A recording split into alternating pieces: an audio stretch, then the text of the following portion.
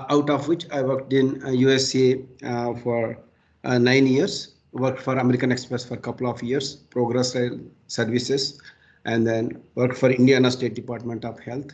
Okay, so the domain knowledge that I have is BFI sector and the healthcare industry, e-commerce applications development, and developing content management systems. Uh, that's my domain expertise.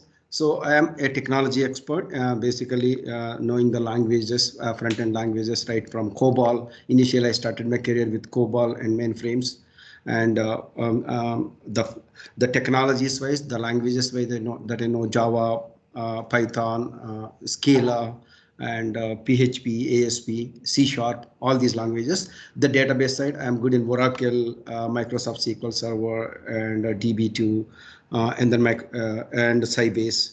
Okay, I have some data warehousing experience, and then working with business intelligence tools and ETL tools as well as. Okay, a lot of other the technologies for doing the data analytics. With this knowledge, I have been delivering these big data technologies from last 8.5 years. Okay, I share my screen, right?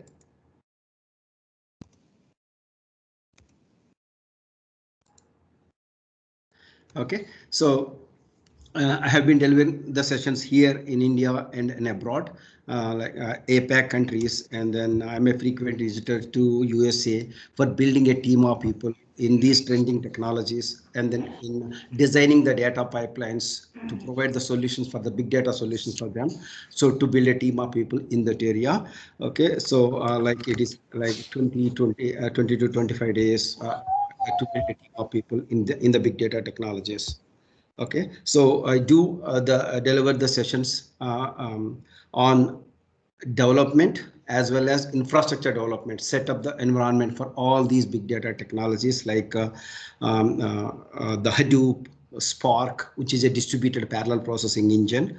Okay, and then Hadoop is a framework which is has a lot of components which can deal with a lot of structured data, semi-structured data, and unstructured data. And then Kafka as a data ingestion tool.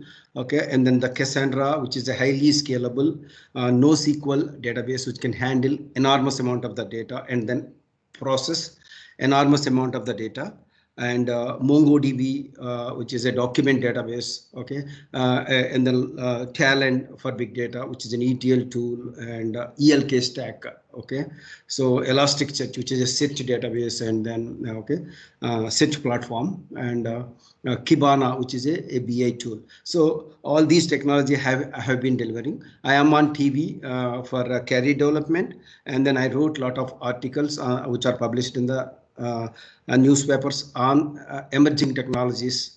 Okay, on the big data area, and a lot of other trending technologies too.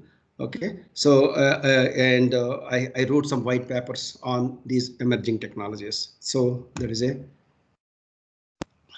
um, that's my association with this big data technologies. So let us get into what are the trending technologies, how these trending technologies, latest technologies, which are built on distributed architectures, how these technologies help the business in resolving their business problem, solve their business, help them improve their business, how, and then it will definitely make a difference between the other competitors on the market if you use these big data technologies.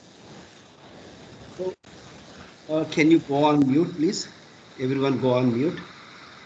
Lot of Sorry to say, your volume is a bit low. If you could speak a bit louder, that would be great on your part. okay, sure, definitely. Yeah, I will do that. Let me put on the speaker microphone.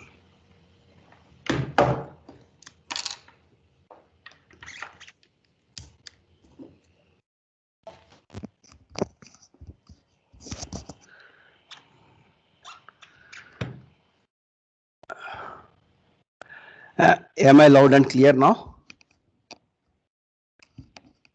Yeah, better. Thank you so much. Yeah, you are very welcome. Okay. Okay, so let us get started with what is big data and how these distributed architectures, okay, the business in help the businesses in solving their business problems. Okay, so um, because of the technology enhancements in various domains, it can be okay, a financial sector or okay, healthcare industry or a telecom industry or e-commerce applications. So a lot of data is getting generated from various sources because of the technology. Okay, so because of the technologies like growing like anything, and okay, so technology enhancements, a lot of data is getting generated from all these sources. In order to handle this data, a single physical server, again, that the technologies based on a single physical server may not help in storing such kind of enormous amount of the data and process and then that much of big data. So for that reason, okay, so these distributed architectures which are built, okay, so to serve the clients in solving their analyzing the data on very big data, so that it is they are implementing a distributed storage and then a distributed parallel processing, utilizing the resources of all the like storage space or RAM or CPU cores of all these machines which will be connected over a LAN network, and then okay, so that they can parallelly process the data, so that because of the parallelism they can do the processing 100 to 1,000 times faster than the traditional technologies like Oracle or Microsoft SQL Server or the frameworks which are developed using Java framework or .NET framework. Okay, so these are very the faster. Why? Because of the parallelism. Okay, the data is distributed across the cluster of machines, and then your programs will go and then execute the data which is stored on multiple machines, and then parallelly, that's why they are 100 to 1,000 times faster on very huge volume of the data. Okay, so there is no upper limit on how much data that you wanted to store and process. You can analyze the data which is stored for last 20 years, 30 years. Okay, so only the thing is because they are horizontally scalable, you can keep on adding multiple machines to the existing cluster, so that you should be able to handle enormous amount of the data. Okay, so let us look at, okay, what is big data first. Okay, data explosion, as part of this agenda of this course is that data explosion, understanding of big data challenges. Okay, when the data grows like anything, and then what are the challenges that you face in terms of storage and processing. Okay, what are the big data opportunities? So Hadoop and other distributed architectures as a solution for handle big data. Advantages of big data, the advantage of this Hadoop and other distributed architectures, and then what are the ecosystems which will help in okay, solving the business problems, like the data related to structured, semi-structured, and unstructured, and quasi-structured. Okay, so NoSQL systems overview.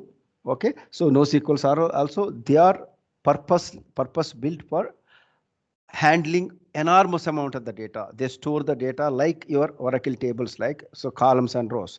So you can retrieve the data, insert the data, update the transactions, high volume of transactions, a bulk data, inserts as well as bulk data.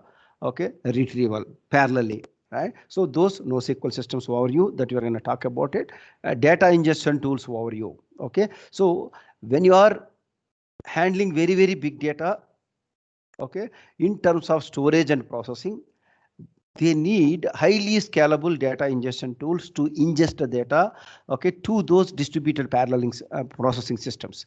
Why? Because they need large volume of the data. Okay, because they are processing it, right, at the same rate they are processing, we should be able to, okay, send the data to those systems. For that, okay, a lot of distributed okay, a distributed data ingestion tools are available, like Kafka and all, how they will help in designing the data pipelines, okay, to solve your business problems. Okay, so out of using these technologies, what are the business benefits, how you, okay, so get benefited by using these technologies.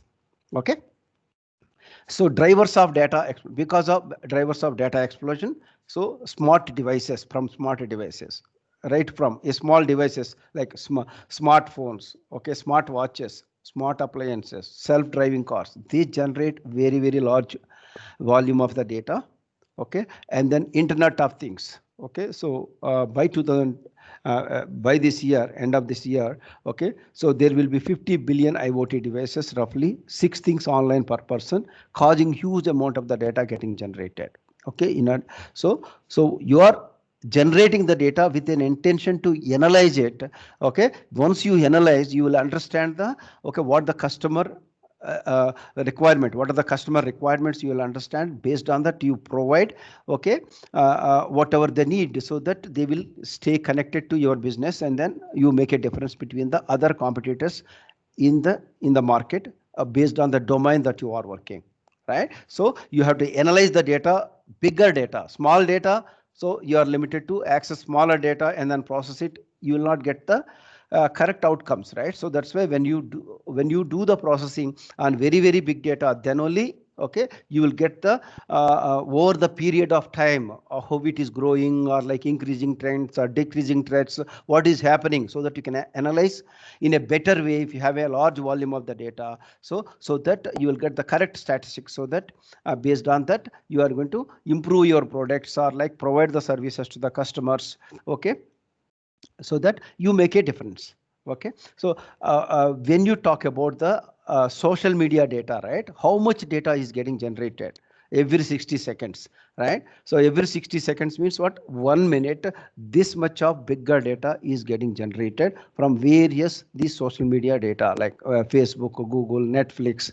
Okay, so and then WhatsApp, all these are generating a very large volume of the data. In order to handle this much of big data, your, okay, technologies which are based on a single physical server may not serve you. Definitely you are limited to, okay, store and process any small amount of the data, and then you cannot handle, right, you cannot even handle that much of bigger data.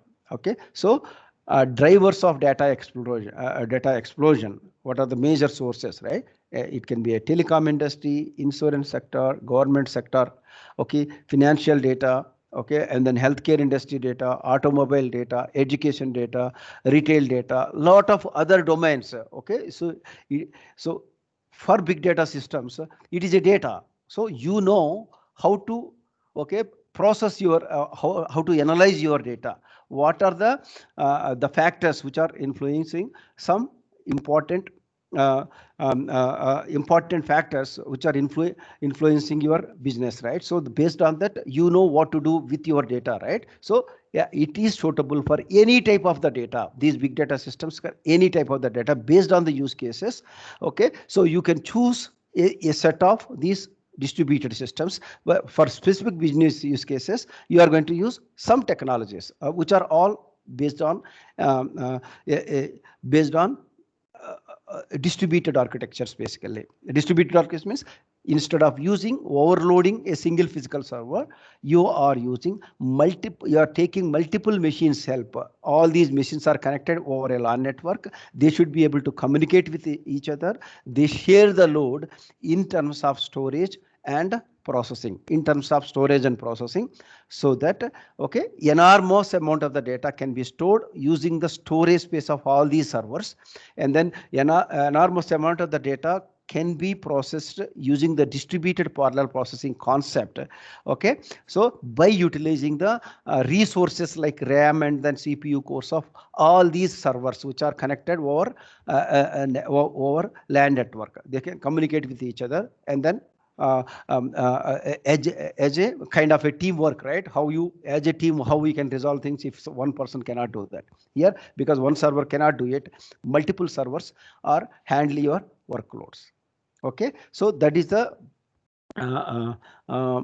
the purpose of using these distributed architectures. Okay, big data is a term for a collection of data sets so large and complex, okay, that it becomes difficult to store and process using on-hand database management tools or traditional data processing applications. That means it is beyond the capability of a single physical server to store the data and process the data. That kind of the data is called a big data. We need to look for an alternative, right, to deal with the data. When the data becomes so big, what are the challenges that you face in terms of storage and processing, right?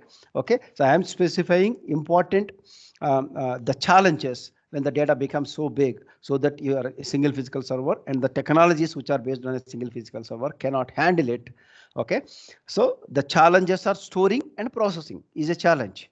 Okay, so volume, when the volume becomes so big, your single physical server cannot hold it and then process it. Velocity, the rate at which the data flows is called a velocity, right? So a Twitter is a best example, right? When a celebrity, okay, posts a tweet, lot of responses, right, hitting the servers, right, continue servers. So if it is not scalable enough to handle that much of big data, okay, so unexpected results, right? So the server crashes or unexpected results that you get. Okay, so variety of the data, variety, it should be able to handle, okay, structured, semi-structured and unstructured data. Any data can come at any time, right? So that your system should be capable of dealing all these types of the data. And then there is a big requirement because the enormous amount of the data is getting generated. Veracity, finding out the accuracy of the data, finding out the value of the data. Okay, so 5 V's of big data. So there, as per data science, there are 42 V's of big data. All starts with 3. These are all the challenges that you face when the data become so big. So there is a big need for using a distributed architectures, okay, in order to solve these problems. Okay, there is a big need. Why? Because you cannot handle that much of big data because of the technology enhancements. Large volume of that is getting generated. Okay, so if you still use the single physical server, you are limited to store and process very small amount of the data. You cannot get the correct outcome, analytical results out of it. Okay, so that's why we have to switch either starting a 3 servers cluster or 10 node cluster or 30,000 node cluster or 40,000 node cluster, based on how much bigger data that you wanted to store, based on how much data that you are wanted to process the data. Based on that, you can design your cluster size right from 3 nodes, and then maybe you can go up to thousands of nodes. There is no upper limit. They are horizontally or linearly scalable. Okay, so opportunities, right? What is the advantage of using these big data analytics? Cost reduction. You can develop the new production services. They are very faster, better decision making. Okay, so that you can do dynamically, right? On fly they will give you, they will run lot of algorithms on very bigger data, because you have, okay, a lot of resources, so that your machine learning algorithms can run internally very quickly using all those resources of all the machines, and then give you the predictions or recommendations, so that you can take a decisions on fly. Okay, the customer can take a decision on fly based on the recommendations given by that recommendation engine, and then okay, so it will give you the predictions also as quickly as possible on very big data. So these are the opportunities in processing the big data. Okay, when the data becomes so big, storage is a problem. You cannot store it. Processing complex data is a problem because of the resources limitation, and then processing data faster is a problem. Why? Because when the data becomes so big, you should not be able to do the processing in a faster way, because your systems will slow down. Okay, your systems will slow down.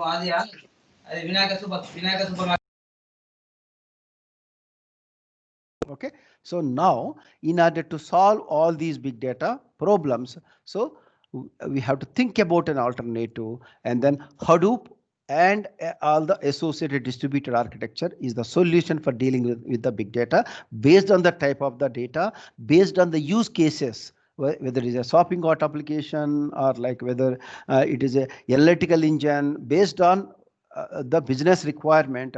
Okay, so you can choose these the systems, either Hadoop platform, okay, and then some other NoSQL database systems, okay, and then some of the data ingestion tools. Okay, so based on in this data pipeline, all will work together. All these kind of Hadoop platform, okay, has a storage, a big data storage capabilities. It has a big data very faster distributed parallel processing engines like Spark.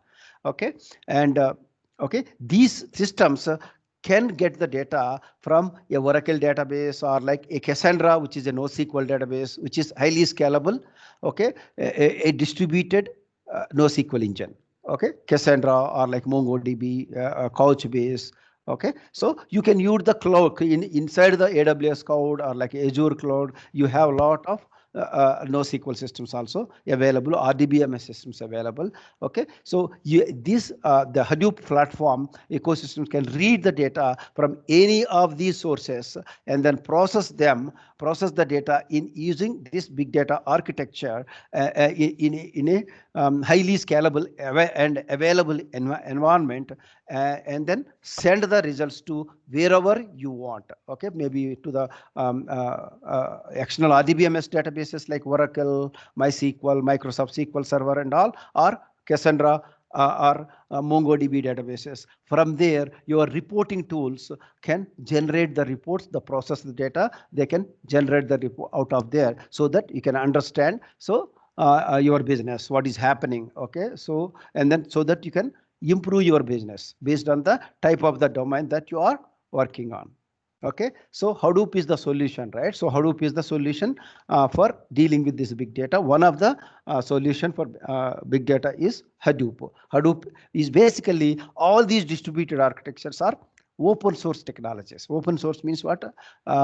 Okay, so free. You can use it for free. Open source means software is you can get the software source code for free, and then okay, source code for free, and then they are built using a commodity hardware, because you have a multiple servers, right? Even one or two machines are dead.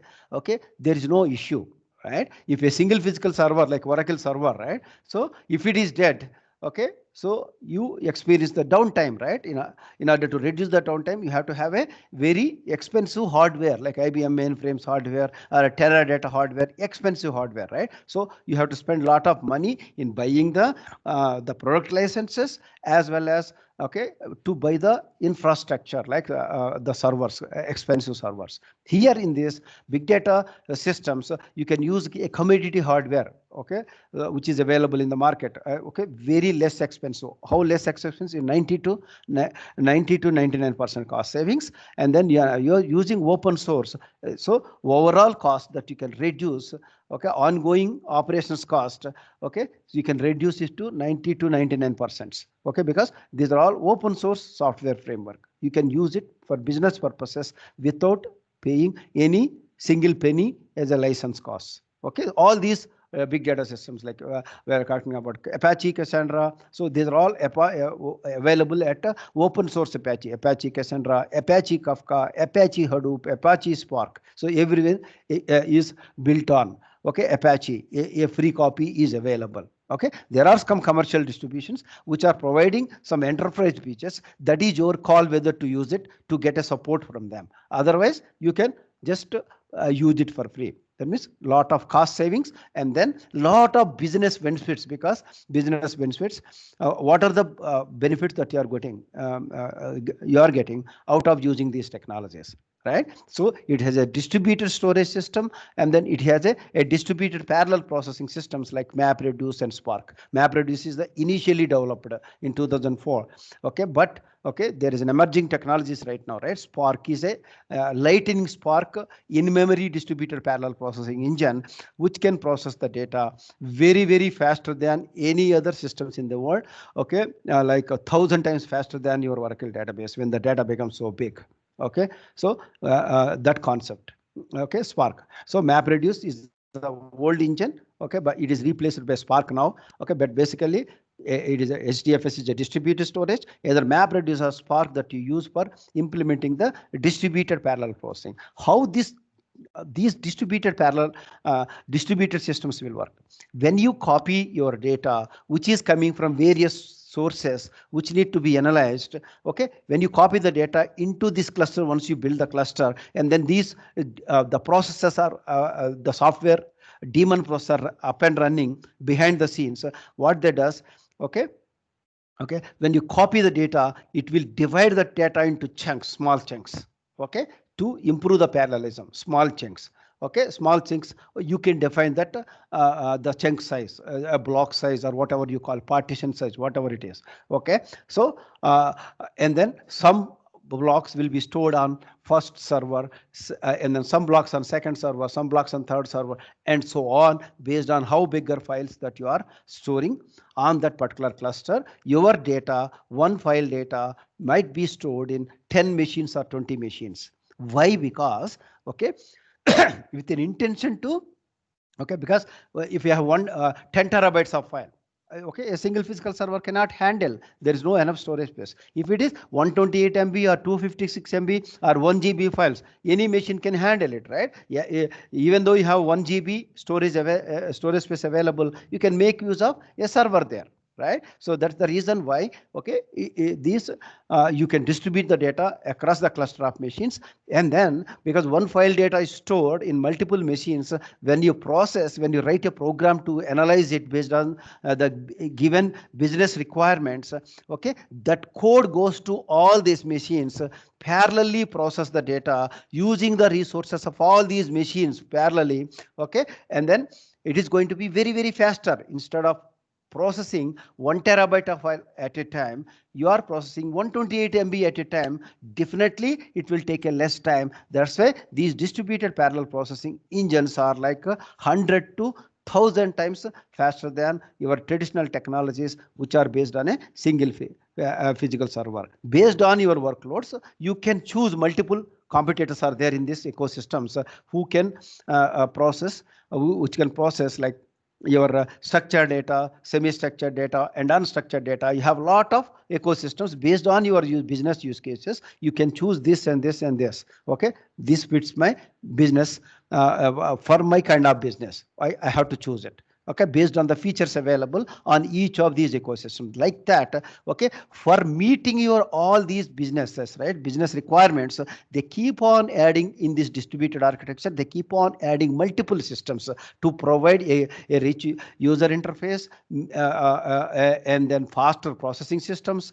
Okay, any type of the use cases that you wanted to handle. So a lot of systems are lot of these processing models are getting developed, and then okay, okay, you can use okay 2 or 3 systems for your business implementation. Like maybe in your data pipeline you use Kafka one side, and then Hadoop in the middle layer, and then other side, okay, a Cassandra database. Like that, in designing your data pipelines, okay, so you use one or more of these distributed parallel processing systems.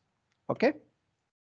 So actually, this concept of using distributed architectures is started by Google initially. In 2003, they have developed that Google file system, okay, which is a distributed file system.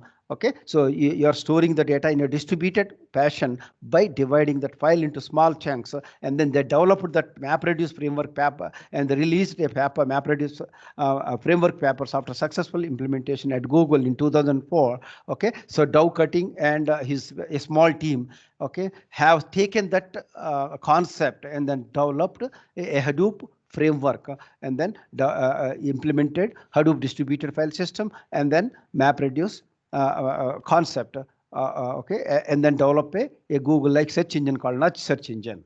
Okay, so and then after that Yahoo started okay, development on these big data systems, and then after successful implementation of Yahoo groups into Hadoop, okay, so the Dow Cutting and his team, okay, so contributed the software to open source Apache, and then Hadoop became a Apache top level project from 2008 onwards. And then after that, lot, because people are started using it, because in order to okay, handle their enormous amount of the data for storing and processing. They started using that because they are cheaper, and then they are providing 100% availability and reliability, okay, and scalability, and then very faster. That's why they started using that. And then lot of components, when people are started using that, lot of enhancements and developments will come in that area, definitely, right? People will be spending money on that, developing the softwares to help the businesses, right? So they are keep on adding multiple components, okay, as we so every day is kind of like lot of ecosystems are getting added to handle a specific business use cases. Okay. So this is how the data is stored across the cluster of machines, multiple machines. When you have a 512 MB file, it is divided into 128 MB blocks.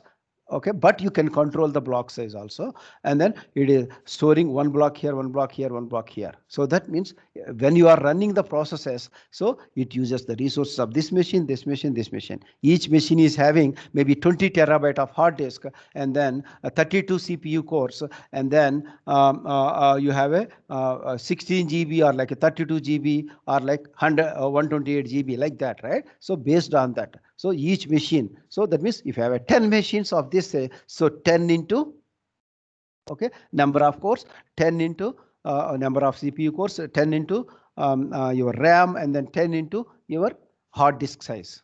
Okay, so that means that much of that is your cluster capacity. So if you need more data need to be stored and processed, you keep on adding one more server to the existing cluster, so that it can handle more and more data as you keep on adding one more machine to the existing cluster. That is the concept. Okay. Okay, so because your data goes to multiple machines, when you write the program, this framework internally, okay, distribute that code into all these machines where the data is available for the file which is being processed by your business logic. Okay, so that code it will send to all the machines and parallelly process it using the resources. Okay, what are the advantages, right? What are the breakthroughs of this Hadoop? Overcomes the traditional limitations of storage and computing because it is horizontally scalable, leverage inexpensive commodity hardware as the platform, very cheaper hardware, 90 to 99% cost savings, provide linear scalability. They can scale up to any number of nodes. Okay, so you can build these distributed architectures on-premise using your infrastructure.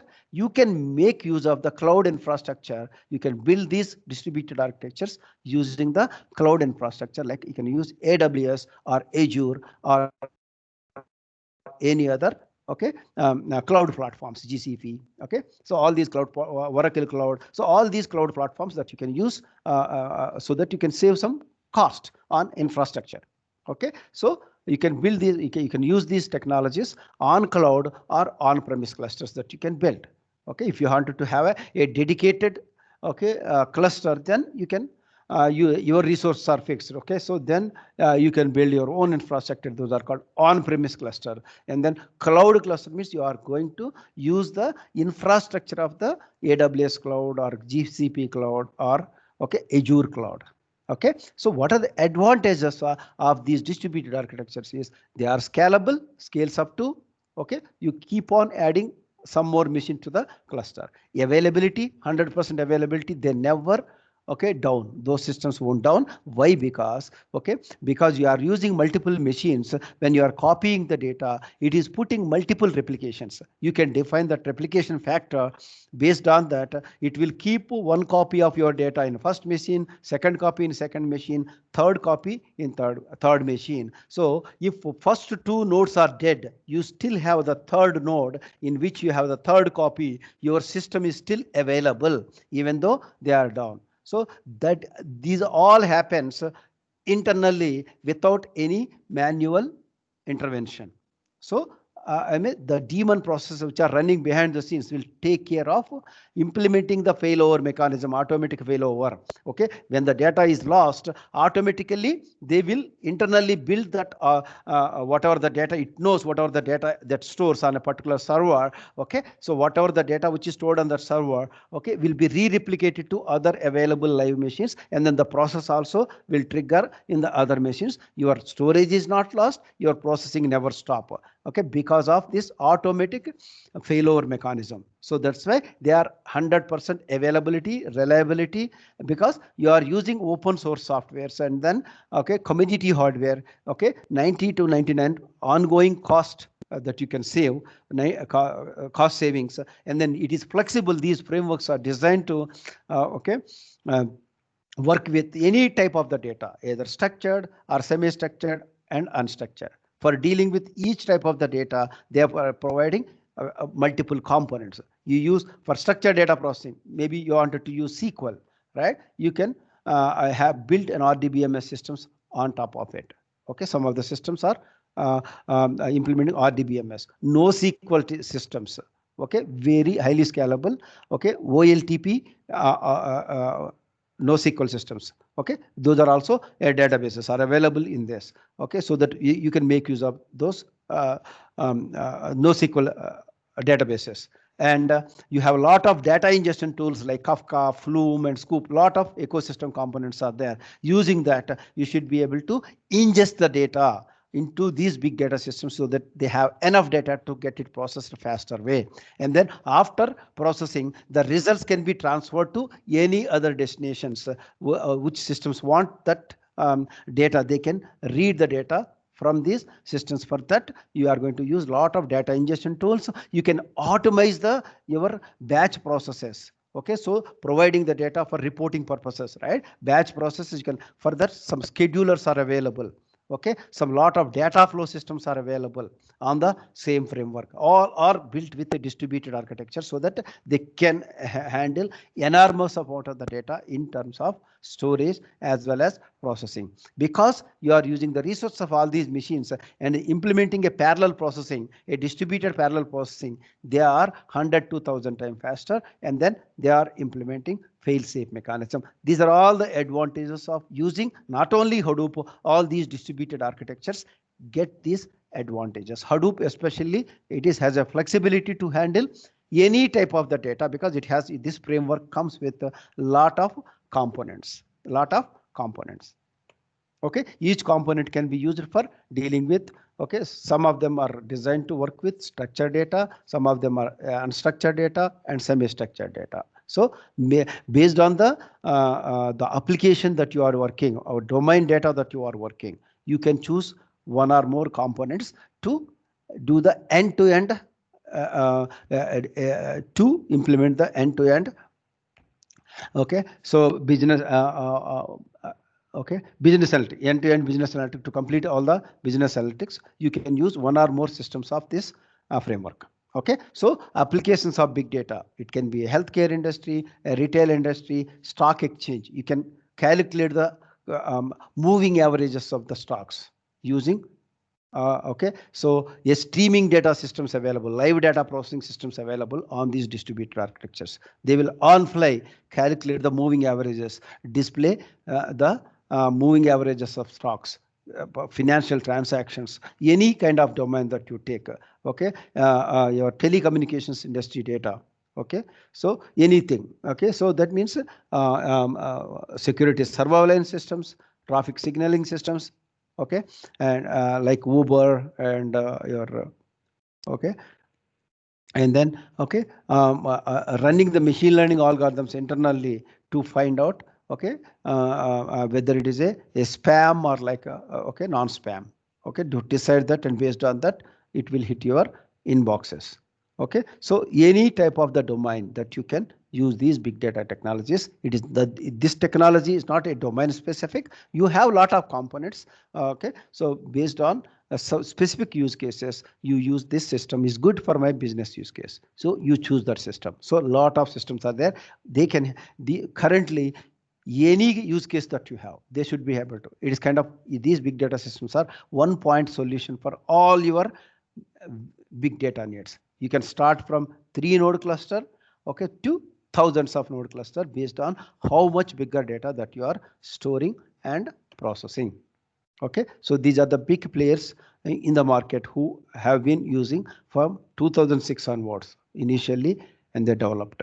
Okay, your Yahoo, and then Twitter, eBay, AOL, Facebook, LinkedIn, and all. Okay, so multiple systems. Okay, like your Oracle, Microsoft SQL Server, Java framework, .NET frameworks, which are working on a single physical server, right? These are all the technologies which will work with, okay, on the distributed architectures. That means they are designed to work with enormous amount of the data. The data is stored in a distributed fashion and processed in a distributed fashion, and then give you the results in a very faster way, 1,000 up to 1,000 times faster than your traditional technologies, which are based on a single physical server. Okay, you have a machine learning algorithm implementation, a graph generation systems, right? So Spark, which is a distributed parallel processing engine, okay, so which has a multiple modules, multiple processing models. So SQL data processing or machine learning algorithms implementation framework, and then graphical algorithm framework. That means you can generate the graph by using the data generated by these systems. So after implementing graph parallel processing algorithms, okay, so it will generate the data, right? If you supply the data to graph generation systems like Neo4j or any other graph generation framework, you can get, okay, a graphical representation of your processor data. Graphical means they can generate, those third-party tools can generate, okay, your pie charts, bar charts, histograms, okay, graphical representation of your data, the data. So like that, okay, so a lot of NoSQL systems are there, data ingestion tools are there at a higher, faster rate, both inbound and outbound. Send the data to the distributed parallel processing engine, and then transfer that processor data into destination systems. For that, lot of data ingestion tools are there, like okay, like your Kafka, okay, Flume, Scoop, all these tools. Okay, so in another emerging technology is NiFi, which is a data flow system. So everything through a web interface, drag and drop features.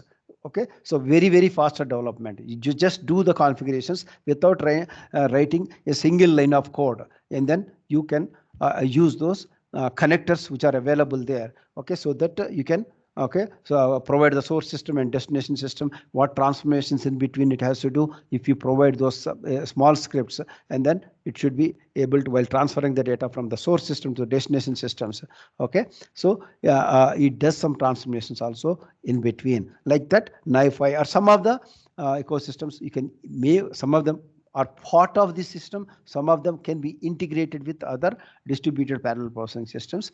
Okay, but overall, all these distributed parallel processing systems can be integrated very easily. Okay, integrated very easily. Okay, there are some resource allocation systems like Yarn. So all these systems will work together in order to solve your business problems when you are designing your data pipelines. For example, implementing a financial transactions, right, OLTP, for completing a credit card processing, right from, okay, swiping the card, and then the data, okay, goes to an intermediate buffer layer like Kafka, and then from there, okay, you are gonna run the validations of the card or something. Okay, it will send the data to a card validation system. So after validation, it will send the output or approval or rejection status. Okay, and then based on that card processing system will take a decision whether to, okay, fail the transaction, approve the transaction, and then write those transaction details into the database. So entire end-to-end will be done using these a distributed parallel processing engines, which are built on a distributed architecture. So should be able to complete that end-to-end transaction within milliseconds of time. All this work will be done within milliseconds of the time because of the enormous amount of resources which are utilized, multiple machines. These are because, okay, and a faster, okay, okay. So using this, all these systems in a very, very faster way, you should be able to do your business implementations. Okay. Okay, so these are all the different systems. You have unstructured data processing systems. So you wanted to do sentiment analysis on the Twitter tweets data or Facebook user conversations data. Okay, and then you can do a click stream analysis on your LinkedIn website. So like that, right? So you can do any type of the analytics on unstructured data, and then in order to deal with the structured data, you have some RDBMS databases like Hive, Impala, okay, and okay, Hive, Impala, and Drill. Okay, NoSQL systems like HBase, Kudus. Okay, lot of other systems are tightly integrated with Hadoop systems, and then independent distributed parallel processing NoSQL systems like Cassandra and MongoDB, Couchbase. Okay, MarkLogic. So all these NoSQL systems are designed to work with the distributed architectures, can handle enormous amount of the data. Okay, each of these NoSQL systems can be used for various business use cases. Based on the type of the business use cases, you can use HBase or like Couchbase or like MarkLogic or MongoDB or Cassandra. You can choose that. So Apache Spark is an emerging, okay, a distributed parallel processing system which is built on top of the Hadoop framework. It is in-memory processing systems. They are memory intensive systems, but very faster in dealing with wide variety of the workloads, live data processing, okay, machine learning algorithms implementation, and then SQL related workloads, and then graph parallel processing, okay, implementations. Okay.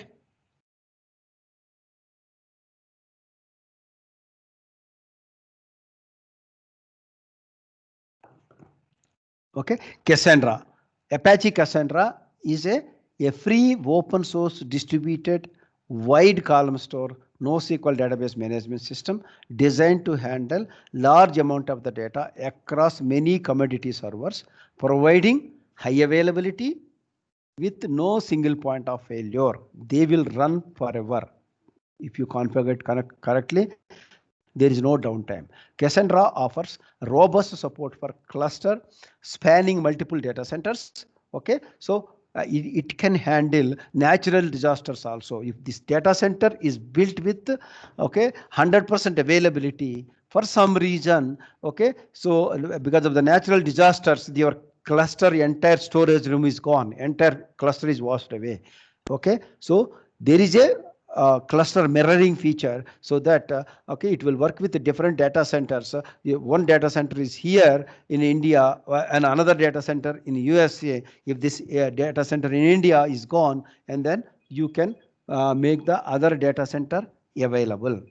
Okay, so that center is available, so that, okay, so that you can handle enormous amount of the data.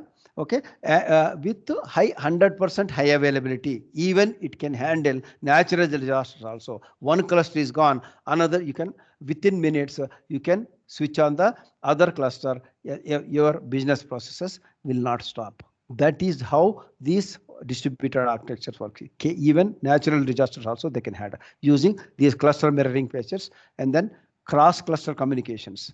Okay, because of these features. And then the one more emerging technology is, okay, it is Cassandra comes under a NoSQL database, and then this is also built with a distributed architecture. MongoDB is a cross-platform document oriented database program. Okay, classified as a NoSQL data program. MongoDB uses JSON-like documents with schema.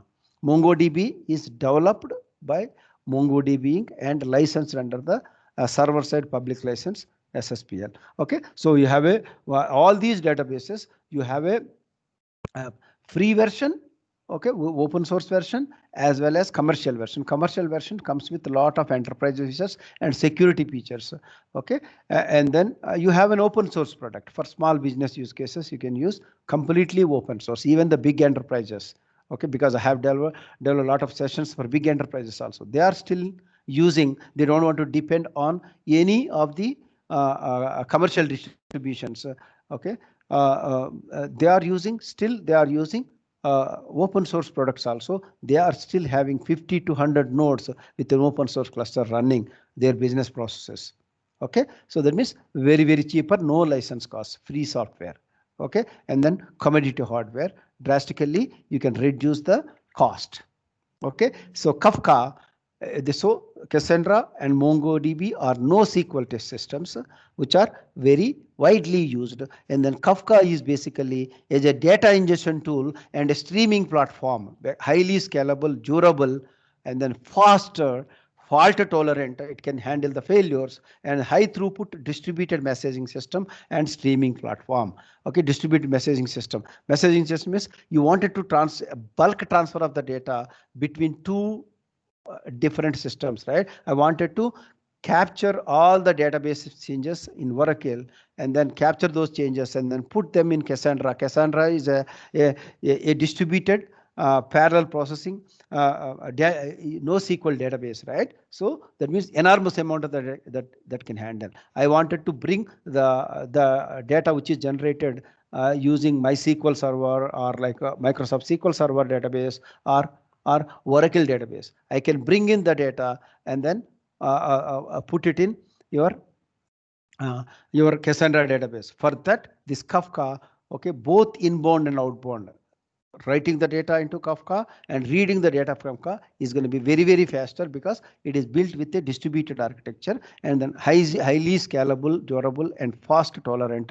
Okay, high throughput distributed messaging system. Messaging system is transfer the data from a source to a destination by providing 100% availability and reliability. There is no data loss or no data duplication. It will make sure. Okay, and then it can have some live data processing API also, using which you should be able to, okay, handle the live data processing, right? You can do the processing, pre-processing of the data so that you can reduce the cost. Why? Because not duplicating the work. Okay, that kind of pre-processing work that you do using in Kafka, and then okay, the destination systems who wanted still raw data, they can take it, they can take the pre-processed data so that each event system, they don't need to do that by kind of pre-processing, because in the middle layer you are doing that. So they are taking that. Okay, so your development time is reduced. That kind of lot of flexibility to reduce the cost. All these systems are developed to provide 100% availability and reliability at the same time cost reduction. That way they developed all these distributed architecture, either data ingestion tools or scheduling tools like NiFi or Airflow or Wooji. These are all the distributed, okay, scheduling engines. Okay, scheduling engines you can schedule to run a particular batch process at a particular interval. Okay, or directly you can implement okay, a request and a response related workloads also using these distributed architectures. Okay, so some big data use cases for modern business. So for what purposes that you can use this? For log analysis, e-commerce personalization, for developing the recommendation engines, automated candidate placement in recruiting, insurance fraud detection, okay, and then fraud detection, and then risk analysis in the financial data, whether I can provide a okay, whether I can provide a credit card to this person, whether I can provide a loan to this. So if I wanted to provide how much amount that I can give based on his repaying capabilities by analyzing of the same pattern of the customers, which is stored years together, and then based on their how they of the same pattern customers, how they how they paid it before. Okay, so that I can take a decision, okay, based on the system, the outputs given to me. So that's why, so you can use for getting predictions and recommendations from this by running lot of machine learning algorithms. on your existing data. So relevancy and retention boost for online publishing. 360 degrees view of the customer. Okay, develop security intelligence systems. We can do the price optimization, social media analysis and responses, and then we can do a preventive maintenance support. For example, okay, you can collect the log information of the database servers, okay, web servers, and operating system servers, and then okay, analyze it and then find out what are the warnings and errors it is given in that data. And then do the analytics are based on that, and then go ahead and fix that. Okay, and do the preventive maintenance before it is actually getting failed. Okay, so that means you can provide 100% availability of your servers, even cars, right? They are connected to the internet. Okay, so the log data is getting generated from that car is tracked by the car companies, and then okay, so what is happening to that car, so that they can recall it for maintenance, so that it won't fail it, or okay, some of the algorithms will automatically fix some of the issues there by okay, by getting the by analyzing the results coming from those the cars also online, because they are connected to the internet, and then generating the log data. Using that log information, you can analyze it and then do the preventive maintenance on those systems also. Okay, the future of this Hadoop, 50% of the companies are using it. 20% of the companies have started their development in Hadoop and all the distributed architectures at a 58% compound annual growth rate. Okay, CAGR, the usage of Hadoop is increasing day by day. By 2020, $222 billions will be spent on this, okay, big data area. Okay, so these are the cloud technologies, the technologies which are using are emerging right now, right? So all these emerging technologies or distributed architectures can be used in AWS also, or on-premise clusters also. So lot of opportunities in this area. Okay.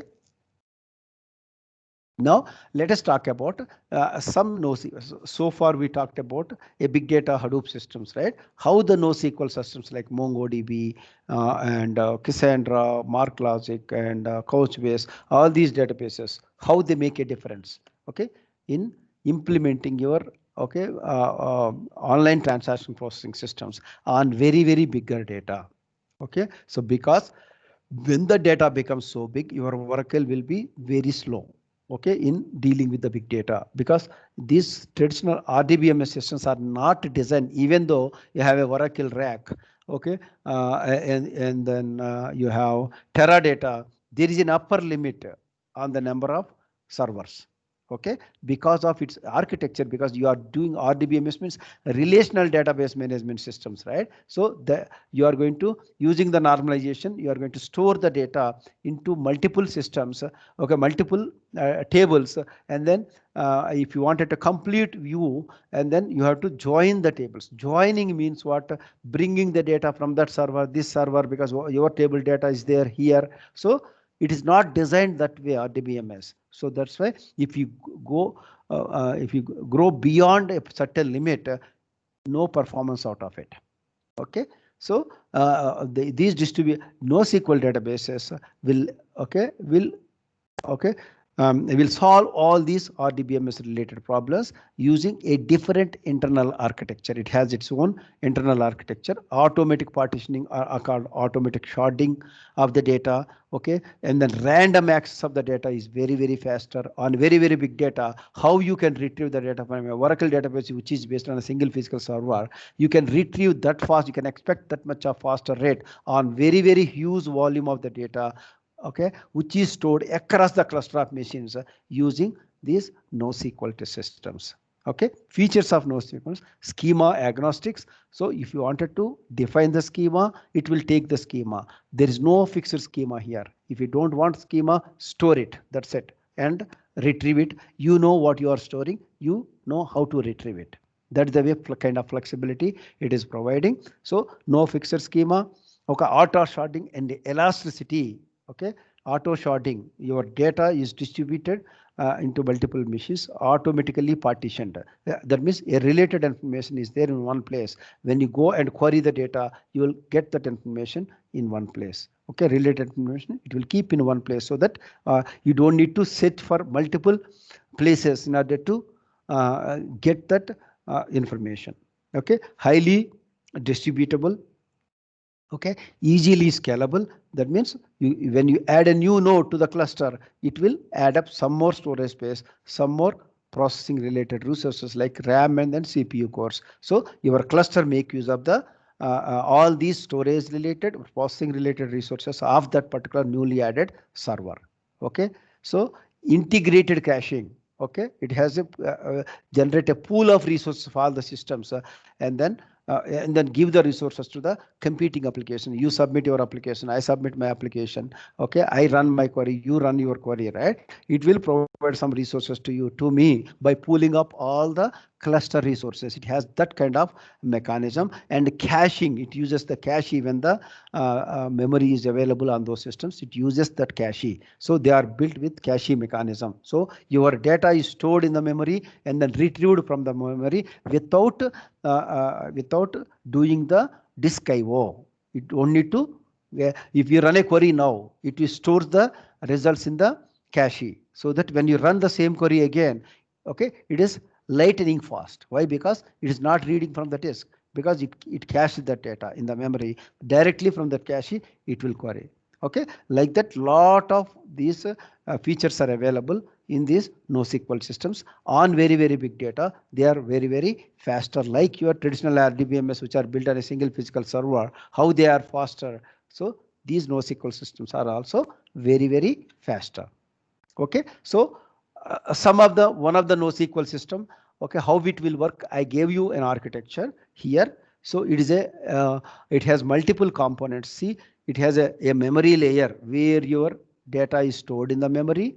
Okay, and then it will be stored on the disk also. Okay, so if there is data is not available in the memory, then only it has a mechanism to go and then fetch the data from the disk.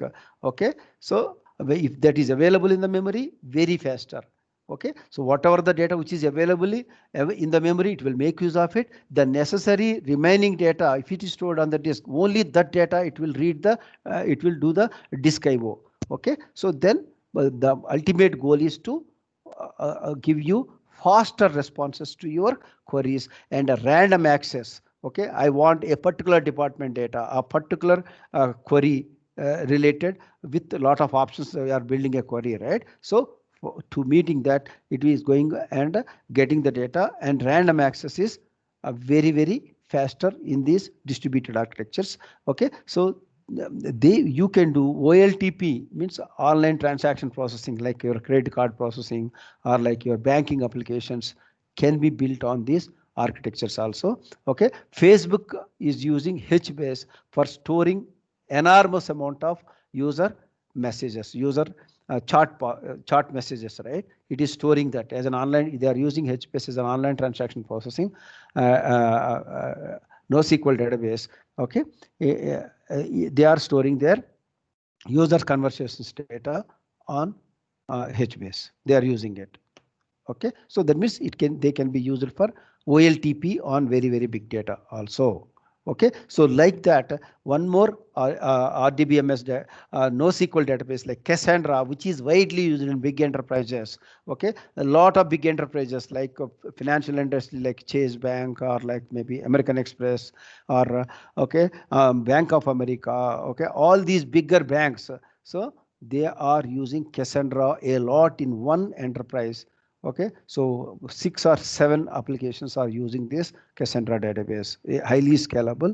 Okay, and a NoSQL database. It has a memory tables. Okay, it has a faster communications protocols, gossip protocols, and then it has a partitioning concept, and then it has a mechanism to replicate the data in the case of a failure of something. It has a recovery mechanism. Okay. Okay, so using those replications, it is providing 100% availability and reliability and faster responses. So one more important database, NoSQL database is MongoDB, which is a document database which is used for shopping cart related applications. Okay, so MongoDB is a documented database. Internally, it stores the data in BSON structure, which is basically a JSON files. You know the JSON files, right? You have a column name and value, column name and value. You have n number of fields, okay, as a one document, multiple fields as a one document, and like that you can have as many number of documents as you want. It stores the data in a JSON format, basically. Okay, JSON data model with the dynamic schema. Okay, dynamic schema.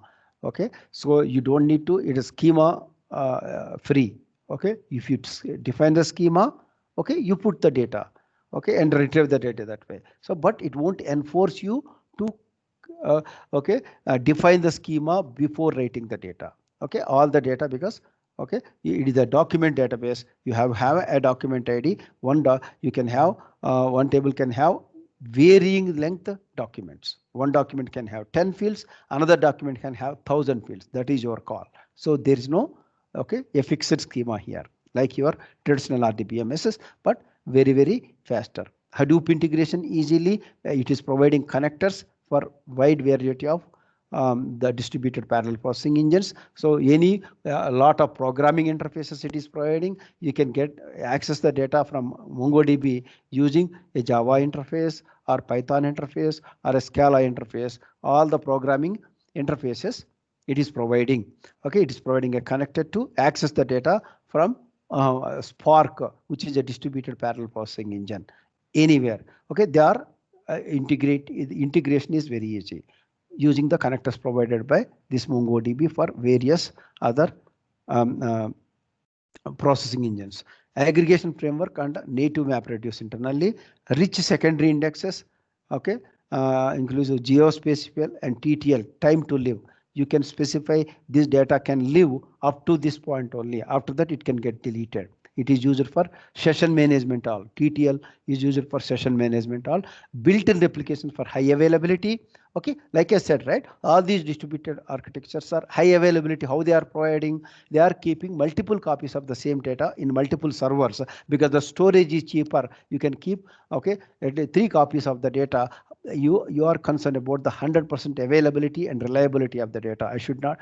Customer should not get affected, so that he will stay connected with us. That's the main goal. Storage is cheaper. So these are designed to keep multiple replications. If 1 or 2 replications are there, still your application can access the data which is stored on these distributed NoSQL databases like Cassandra and MongoDB. Okay, Hadoop integration is very easy. MongoDB community and support drivers are there for accessing this MongoDB data from multiple sources. Auto sharding for horizontal scalability. Okay, the related data, it will put it in one place and then it's automatically partitions. You don't need to explicitly do the partitioning like you do for the traditional RDBMS databases. Built-in replication for high availability. These are all the salient features of your MongoDB. It is also widely used NoSQL database in the industry right now, in the software industry right now. Okay, Kafka is a data ingestion tool. Okay, it is a highly scalable data ingestion tool. Okay, so you store the applications who wanted to put the data in the Kafka, they put the data in the Kafka. Okay, consumer applications means who wanted the data, they can start receiving the data in between the producers and consumers. The Kafka buffers this data for some time, like by 7 days or 5 days or 10 days, it will keep the data. Before that, multiple consumer applications parallelly can read the same information which is produced by multiple producer. Producer means producer applications like publishers. They publish their data. Okay, consumers will subscribe to that particular data and then start receiving it based on the given business requirement. They will process the data and write the results. So Kafka is a data ingestion tool. We talked about Hadoop platform, it has a lot of components, and then we talked about a couple of NoSQL databases like HBase, Cassandra, and MongoDB. Now we are talking about highly scalable. Okay, highly scalable data ingestion tool and a streaming platform like Kafka. Okay, so you can implement different kinds of workload. Okay, kind of batch processing systems, live data processing systems, or near real-time systems implementations it can do, right? So even when you swipe a card, okay, so that card transactions can be handled by multiple systems in the data pipeline, and then all this end-to-end processing of a credit card processing will be done in fraction of seconds, because there is a user is waiting for the response. Okay, so those kind of OLTP implementations and live data streaming implementation using these big data systems can be done. Okay, so here Kafka is acting as a buffer between your source systems, and then here it is sending the data to, okay, Hadoop systems, where it will process the data, analyze the data, okay, and then again give the response back to this Kafka, and then this web application will read that results given by this. Based on that, it will approve the transaction or reject that particular transaction. Okay, this is for a credit card processing. Okay, so any domain you can build these data pipelines. One place you are using Kafka, in the middle layer you are using a NoSQL database, and then here in another layer you are using running Spark algorithms, you are using Hive data warehouse 2 for business analytics. Okay, a warehousing concept. Hive implements a warehousing concept. Okay, so like that, see, in the designing the data pipelines, one or more systems that you are using to do the end-to-end business processes, either OLTP or a batch processing kind of workloads, or near real-time related workloads that you can do using this. Okay. So these are all the things. So there is another system called NiFi, okay, which is a data flow systems, very faster development, drag and drop features. Okay, sometimes you don't need to write the code. Lot of connectors are available. You can use those connectors to, okay, make a connection from this to this, and then in the middle layer you can log. You can incorporate the log your okay, failure handling.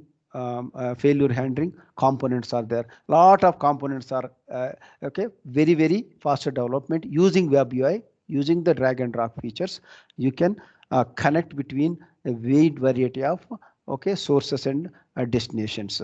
Okay, so that is also, NiFi is also is an emerging technology right now. It is emerging right now, so a lot of people are started using that in designing their data pipelines. Okay, bringing the data from a source system to a destination systems by doing some transformations in the middle. Okay, so you can design your data flows using that. NiFi means Niagara files is one more system. Okay, using which you can do very faster development. Okay, so okay, so you can ask the questions, anything that you want. Okay, the business benefits out of this, right? So you can use these systems any domain like we discussed, right? It can be automobile industry, it can be a healthcare industry, or financial industry, or it can be a telecom industry, or retail industry. Any industry, you can use these big data systems. It is a one-point solution for all your big data. Okay, so